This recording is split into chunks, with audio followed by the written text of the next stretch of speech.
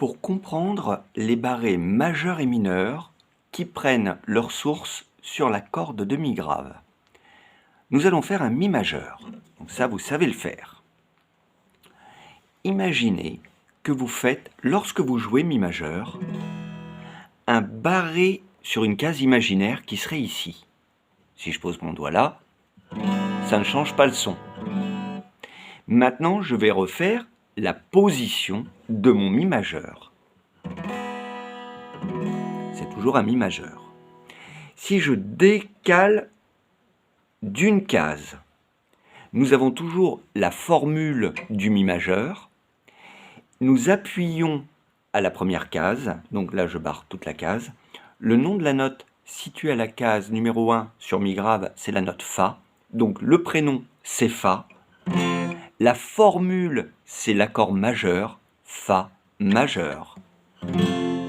Une case après Fa, nous avons Fa dièse majeur.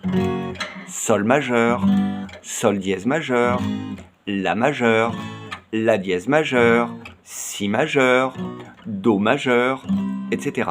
Pour rappel, entre Mi et Fa, pas de dièse, entre Si et Do, pas de dièse, ce sont les deux notes qui se terminent par la lettre I. Donc ça, c'est pour l'accord majeur en barré qui prend son prénom sur mi grave. Pour l'accord mineur, c'est le même raisonnement. Nous allons faire un mi mineur. On change de doigté, on va mettre les doigts 3 et 4.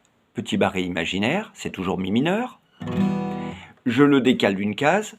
Prénom Fa, formule de l'accord mineur, Fa mineur, Fa dièse mineur, Sol mineur, Sol dièse mineur, etc.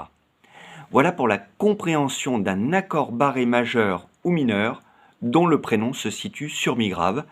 Il prendra la position du mi majeur ou du mi mineur.